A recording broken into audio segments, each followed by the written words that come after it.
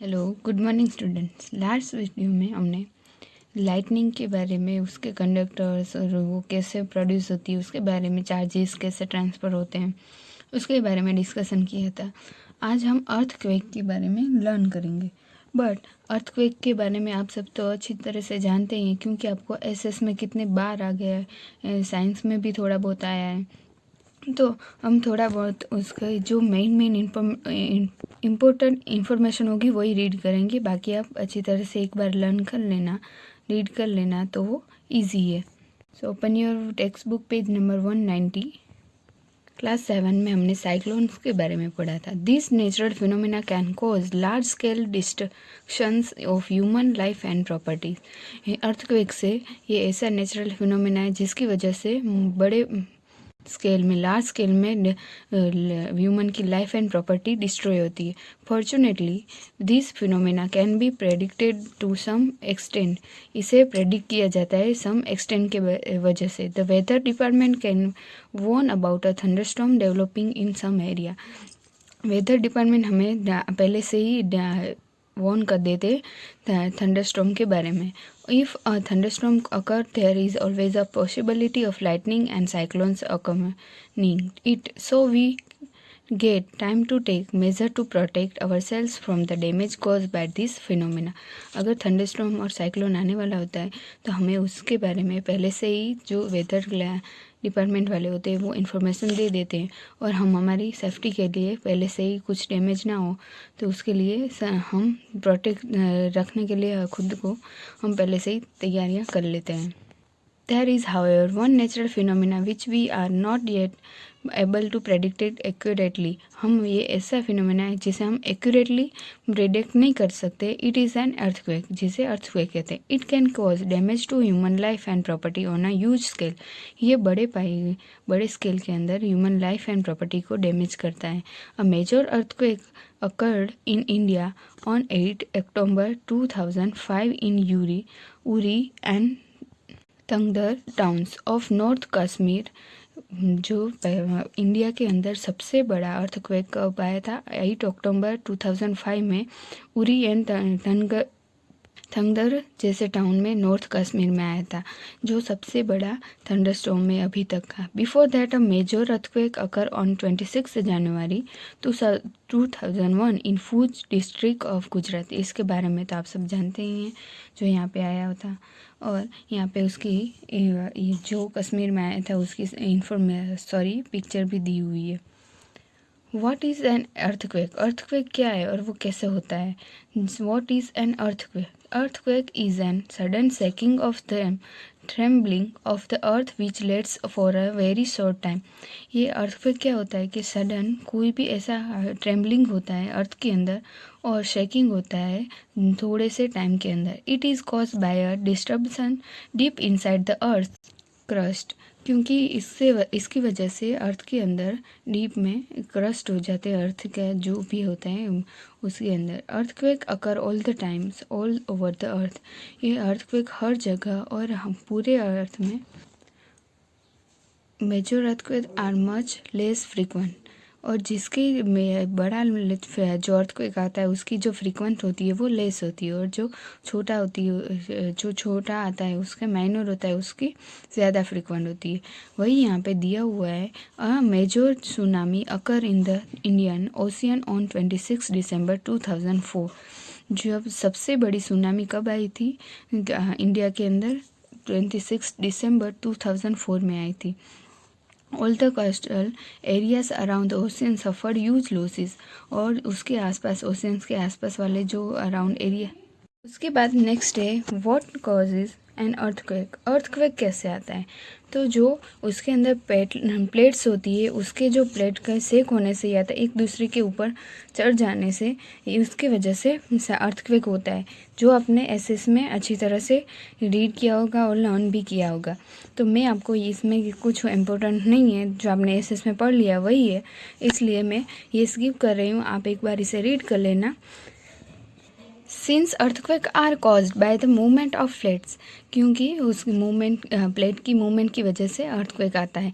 The boundaries of the plates are the weak zones where earthquakes are more likely to occurs.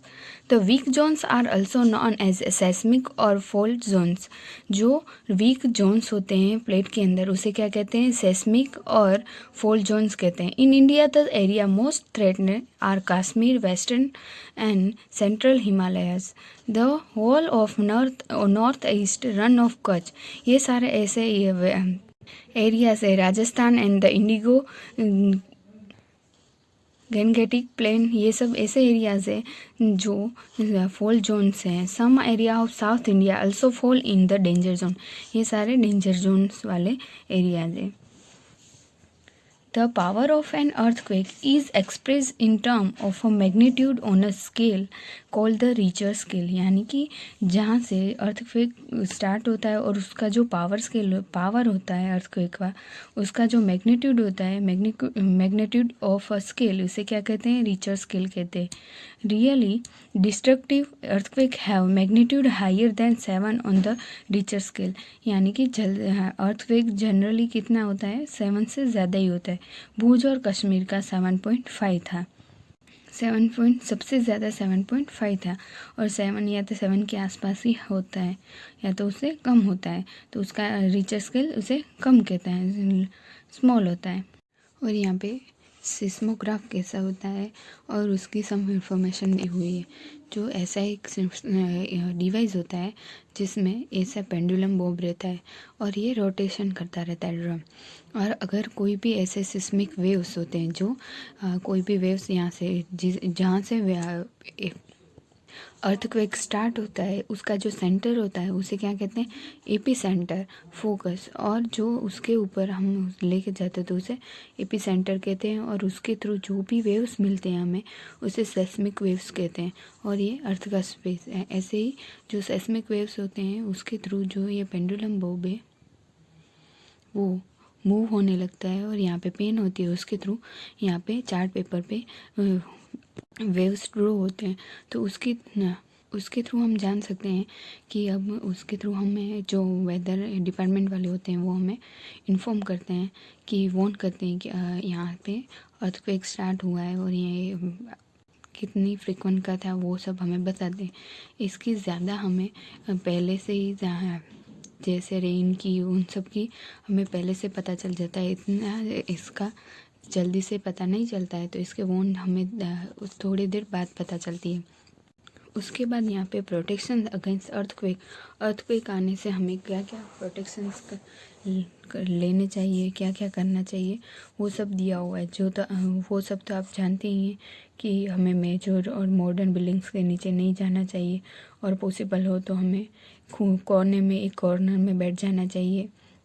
और कोई भी ऐसी हमारे ऊपर कोई भी हैवी थिंग्स हो उसके वो नीचे नहीं बैठना चाहिए, और हमें कॉर्नर में जाके, या तो कोई अगर हम स्कूल में हो तो हमें टेबल के नीचे जाके बैठ जाना चाहिए. ऐसे सब है. और हमें खुले मैदान में चले जाना चाहिए. ये सारी सेफ्टीज होती है जो यहाँ पे दी हुई है, वो आप एक बार रीड कर लेना. यही यहाँ पे वही दिया है. Be careful where you hang wall clocks, photo frames, water heaters, इन सब से हमें केयरफुल रहना चाहिए. और अगर हम घर में ही हो तो हमें take shelters under a table and stay there till the second stop. हमें सेकंड स्टॉप पे रहना चाहिए या तो टेबल के नीचे चले जाना चाहिए. From tall and heavy object that may fall on you, ऐसे स्टे अवे. हमें ऐसे टॉल ट्रीज या तो हैवी ऑब्जेक्ट के पे नहीं जाना चाहिए जो हमारे ऊपर गिर सके. If you are in bed do not get up, protect your head with a pillow. अगर आप सोए हुए हो तो आपको खड़ा नहीं होना चाहिए, और सोए रह के ऊपर जो आपका हेड है उसे पिलो से प्रोटेक्ट कर लेना चाहिए.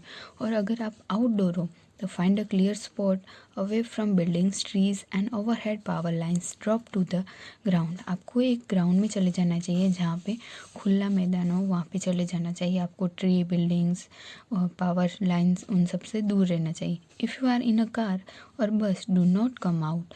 Ask the driver to drive slowly to a clear spot. Do not come out till the tremor stop.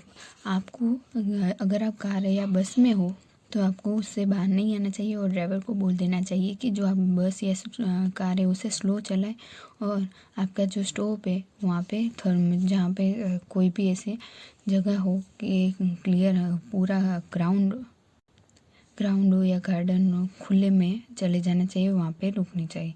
ये सारे ऐसे सेफ्टी मैनर्स है जो आपको यहाँ पे रीड कर लेने हैं अर्थक्वेक के बारे में, जो आपने एसएस में कितनी बार जियोग्राफी में पढ़ा होगा। तो इसलिए मैंने इसके मेन टॉपिक है वही आपको बताए हैं, और आप इसे एक बार रीड कर लेना। और उसके बाद यहाँ पे हमारा 15 चैप्टर कंप्लीट होता है। इसके बाद न्यू चैप्टर 16 हम न्यू लेक्चर में स्टार्ट करेंगे। Thank you.